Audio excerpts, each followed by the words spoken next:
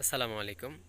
গত 6 তারিখে মানে আজকেই 6 তারিখ মুশফিকুর রহিম বাংলাদেশের স্বনামধন্য একজন ক্রিকেটার, তিনি অবসর নিয়েছেন। তো সে সম্পর্কে তিনি ফেসবুকে একটি স্ট্যাটাস দিয়েছেন এবং যা আমি অবসর নিচ্ছি। কিছু মিডিয়া আছে, হ্যাঁ, যেরকম আনন্দবাজার পত্রিকা, এরকম এরকম অনেক মিডিয়া আছে, তারাও এ পোস্টটি করেছে যে বাংলাদেশের খেলোয়াড় মুশফিকুর রহিম তিনি অবসর নিয়েছেন। তো ওকে, ওকে, ঠিক আছে। তো এরই মধ্যে আমরা দেখেছি যে ভারতীয়রা আসলে কতটা বাংলাদেশকে ভালোবাসে বা বাংলাদেশকে চায় সে সম্পর্কে আমাদের কাছে এর বিষয়টা নতুন নয়। ফেসবুকে যে পোস্টটি করেছে, এই পোস্টের নিচে ভারতীয়দের এমন সব মন্তব্য, ভাই, আসলে আপনারা দেখলে বলবেন যে আসলে বাংলাদেশের উপর। তো বন্ধুরা, চলুন দেখি সেই কমেন্টগুলো আসলে তারা কীরকম খারাপ আপনারা বিশ্বাস। তো বন্ধুরা, আপনাদেরকে নিয়ে আসছি আনন্দবাজার পত্রিকায়। এখানে লেখা আছে যে অবসর ঘোষণা মুশফিকুরের। স্মিথের পর মুশফিকুর দল চ্যাম্পিয়ন ট্রফি থেকে ছিটকে যেতেই একদিনের ক্রিকেটকে বিদায় বাংলাদেশের ক্রিকেটারের। তো এখানে দেখেন যে কিভাবে কমেন্ট করেছে ভারতীয়রা, বিশেষ করে সবগুলোই ভারতীয়, কিছু কিছু বাংলাদেশও আছে এখানে। তবে বাংলাদেশের কমেন্টগুলো সম্পূর্ণ পজিটিভ ছিল। এখানে লিখেছে কুণাল ভট্টাচার্য যে ক্রিকেট বিশ্ব একজন বেটে জোকার হারালো, যে কিনা নাগিন ডান্সটা বেশ ভালো করত। আরেকজন লিখেছে বুলবুল আছে আপনাদের পাশে সাথে, আগামীর বাংলাদেশ হবে আল কোরআনের বাংলাদেশ, ইনশাল্লাহ, আশা করা আমরা করব জয়। ইনি বাংলাদেশের। এবং আরও লিখেছে অনেকেই, দেখেন বাংলাদেশের টিমে প্লেয়ার কম, দাড়িওয়ালা চাচা বেশি, কীভাবে কটাক্ষ করেছে দেখতে পাচ্ছেন। এরপরে লিখেছে লাশমি কন্টা মাইতি যে আজ বাংলাদেশ সেমিফাইনাল থেকে ছিটকে যেতেই উনি অবসর নিলেন। এরপরে মধুমিতা রয় সিনহা, এদের নাম কিন্তু খুব কঠিন, বাংলাদেশ এর প্লেয়ার।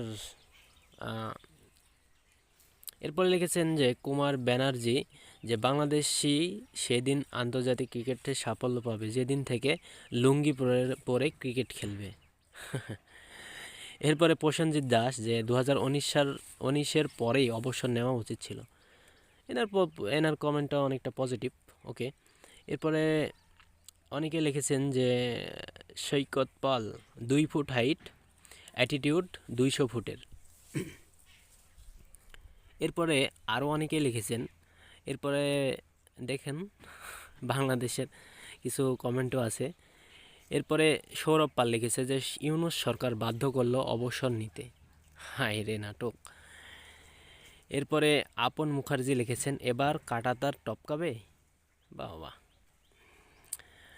এরপরে বিশ্বজিৎ চন্দ্র, ইনিও হিন্দু, ইনি লিখেছেন যে কমেন্ট্রি টিম বনাম নিউজিল্যান্ড। এটা আরেকজন লিখেছেন যে যার নাম হচ্ছে সারবাজিত হালদার, রিপ নাগিন, লক্ষ্যে পৌঁছানোর আগেই বেশি লাফানো মিস করি আজও আমরা। এটি 2016 সালের খেলা, মনে আছে অনেকেরই। এরপরে আরও অনেকে অনেক কিছু লিখেছেন যে নমুনাটা কে, তন্ময় হক।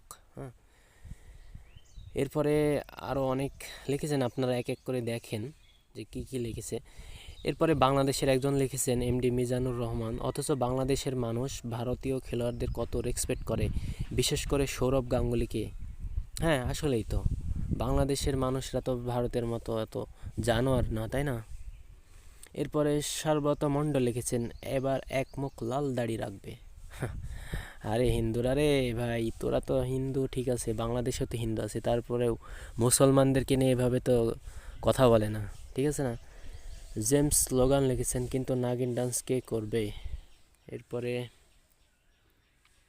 এরপরে অনেকেই অনেক কিছু লিখেছেন, জাস্ট আপনারা এগুলো একটু দেখে দেখে নেবেন, কারণ এতগুলো তো পড়া সম্ভব নয়। তবে 90%-এরও ওপর কমেন্টগুলো আমি লক্ষ্য করেছি যে সবগুলোই কিন্তু বাংলাদেশের মানুষকে, আসলে কোনো কমেন্টই পড়ার মতো না, কারণ সবগুলোই নেগেটিভ। বাংলাদেশের মানুষ এবং বাংলাদেশের ক্রিকেটকে একদমই ছোট করে ফেলেছে ভারতীয়রা। এবং দেখুন, মানে একটি কমেন্ট ভালোভাবে লিখেছে তারা কখনোই না, কারণ তারা বাংলাদেশের সব সময় দুর্নাম করে সব জায়গায়।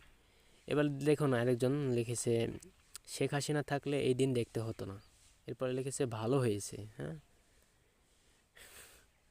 এরপরে the whole world should retire.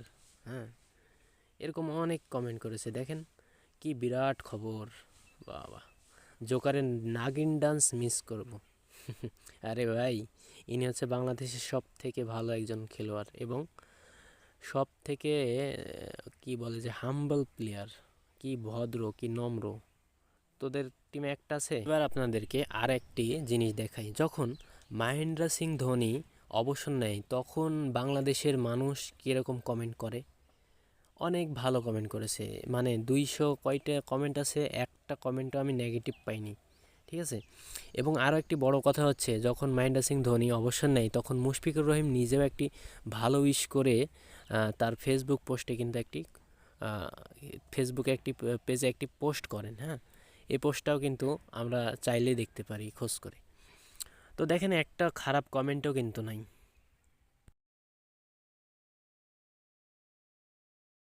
So বন্ধুরা, দেখলেন তো কমেন্টগুলো যে কীরকম। ভারতীয়রা বা আসলে বাংলাদেশকে কখনোই ভালোবাসেনি বা ভালোবাসে না। তো আপনারা যারা ভারতের দালালি করেন তাদেরকে আমি এক কথা বলতে চাই যে ভারত কখনোই আমাদের বন্ধু নয় বা ভারত কখনোই আমাদের বন্ধু হতে পারে না, কারণ তাদের নৈতিকতা বলে কোনো কিছু আর আপনারা যারা ভারত ভারত করে মুখে ফেনা তোলেন তাদের উদ্দেশ্যে একটা কথা বলতে চাচ্ছি যে ভারত কিন্তু আমাদেরকে ততটা ভালোবাসে না ভাই, যতটা আপনি মনে করেন। হ্যাঁ, তারা একটি স্বার্থের জন্য আছে, স্বার্থটা আছে এই জন্য তারা এতদিন আমাদেরকে ভালোবাসছে। এখন কোনো স্বার্থ নাই, তারা এখনও আমাদেরকে কোনো ভালোবাসে না। আসলে ভাই, বাংলাদেশের মানুষরা এমনিতেই ক্ষিপ্ত হয়নি, ঠিক আছে? ভারত বিরোধী এমনি হয় না। ভারতের মানুষদের, বিশেষ করে কলকাতা এবং পশ্চিমবঙ্গের দাদাদের ব্যবহার এবং আচরণে মানুষ কিন্তু ক্ষিপ্ত হয়েছে এবং আস্তে আস্তে ভারতের ওপর বাংলাদেশের মানুষের মন কিন্তু উঠে গেছে। একদম ভাই, মন কিন্তু উঠে গেছে। বর্তমান প্রজন্মের সকলে কিন্তু শিক্ষিত একটি মানুষ এবং শিক্ষিত একটি দেশ। তো মানুষ কিন্তু জানে যে কোনটি ভালো কোনটি খারাপ, কে আমার ভালো করে কে আমার খারাপ করে, এসব বিষয়ে কিন্তু বর্তমান মানুষকে জানানোর কোনো প্রয়োজন নেই। তো এই বিষয়টা আমি সেই জন্যই বলছি যে ভারত আমাদের কখনোই বন্ধু ছিল না, না বন্ধু আছে, না বন্ধু থাকবে। না হলে সামান্য একটি ক্রিকেট নিয়ে ভাই, মুশফিকুর রহিম তো একটা প্লেয়ার, সে একটি ক্রিকেট খেলে, তার সামান্য ক্রিকেট নিয়েই কলকাতাবাসী এবং ভারতের পশ্চিমবঙ্গের ভাই কী রকমের ব্যবহার করেছেন দেখছেন তো। কমেন্টগুলো তো পড়লেন বা কমেন্টগুলো তো দেখলেন কী রকম একটা অবস্থান তাদের। তারা আমাদেরকে সবসময় নিচু ভাবে। হ্যাঁ, তারা সবসময় আমাদেরকে নিচু অবস্থানে ভাবে, মানে আমাদেরকে গণেই না, এরকম একটা বিষয়। কিন্তু ভাই, বাস্তবতা কি, আমরা তাদেরকে গণি না, ঠিক আছে?